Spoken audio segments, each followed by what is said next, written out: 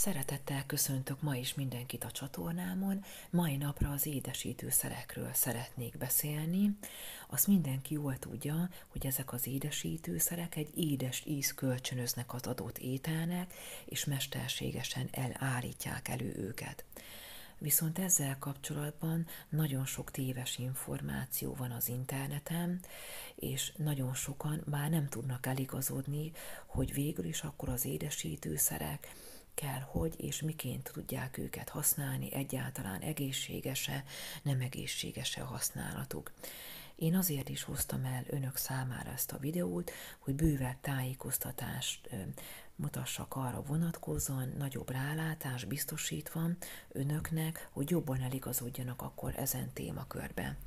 Azért is javaslom az édesítőszerek használatát, mert ellentétben a növényi eredetű cukrokkal, amik a boltok polcain megtalálhatók, bizony erjedést fognak okozni a gyomorban. Itt nem csak a finom fehér cukorról beszélek, hanem megemlítendő többek között például a stevia, a méz, a különféle nátcukrok, a kókuszvirágcukor, az eritrit, a gyümölcscukrok, a juharszirupok, hiszen ezek mind növényi cukrok, és mindegyik erjedést fog okozni a gyomorban, ami hozzá kell tenni, hogy számos egészségügyi problémát fog magával hozni, hiszen láthatjuk is, hogy az elmúlt években a gyakorlat is bizonyítja, hogy mivel nagyon sok ember fogyasztja ezeket a nem kívánatos szereket, édesítőszereket, hogy mennyi problémát okoz azáltal a fogyasztásuk során, gondolok itt akár egy inzulinrezisztenciára, egy cukorbetegségre, és más bélproblémákat is érintve, illetve más egészségügyi probléma is ide sorolható. Ezeknek a számlájára írható sajnos, és hozzá kell tenni, hogy a gyerekek is már áldozatul esnek ezeknek a hatásoknak, hiszen ők is elég sok édességeket fogyasztanak, és olyan ételeket, melyekben nagyon sok cukor található. Ahogy említettem, nem csak a fehér cukor, hanem a fent említett egyéb növényi eredetű cukrokkal is nagyon óvatosan kell eljárni. Kerüljük ezeknek a használatát, hiszen a sejtek felháborodnak, ha sok a feldolgozatlan cukor, ami a vérbe kerül. És a cukorbetegeknek ezért is kell nagyon óvatosan eljárni és odafigyelni arra, hogy mit esznek, és nagyon lényeges számukra, hogy például a nyers gyümölcsöt, amiben nagyon sok a gyümölcscukor, azt mindenképp el is kell, hogy kerüljék. Sok is, ahogy említettem, a riogatás, a félreinformáció, ezekkel az édesítő tablettákkal kapcsolatban, leginkább például arra vonatkoztatják, hogy rákkeltőek. Viszont akkor érdemes feltenni a következő kérdést, hogyha ezek annyira rákkeltőek, és ez okozza a rákot, akkor miért kutatják még továbbra is a rákokát, és ha az emberek jelentős része nem használja ezeket, akkor mégis miért van az, hogy ennyi cukorbeteg van? Miért van az is, hogy ennyi daganatos és rákos ember van most már Magyarországon is, nem csak világszinten. Az édesítőszereknél viszont érdemes arra odafigyelni, hogy vannak olyan édesítők, melyek tejcukrot tartalmaznak. Ezeket, aki tejérzékeny, érdemes odafigyelni, hogy az összetevők sorába, hogy kerülj el, amikbe a tejcukrot tartalmazzák. És ha belegondolunk, régen az orvosok is az édeske tablettát írtak fel a cukorbetegek részére. Szeretném akkor most elmondani, tehát vegyük is sorra akkor, hogy az édesítőszerek összetételét. A ciklamát, az édesítő ereje kisebb, mint a szahariné, nincs mellékíze, jól állja a hőt, és elvégzett vizsgálatok sem erősítették meg azt, hogy az a szer rákkeltő lenne. Igaz, hogy csak nagy tisztaságban használható az élelmiszerekben. Legkedvezőbb szaharinnal való kombinációja, és nincs fogkárosító hatása.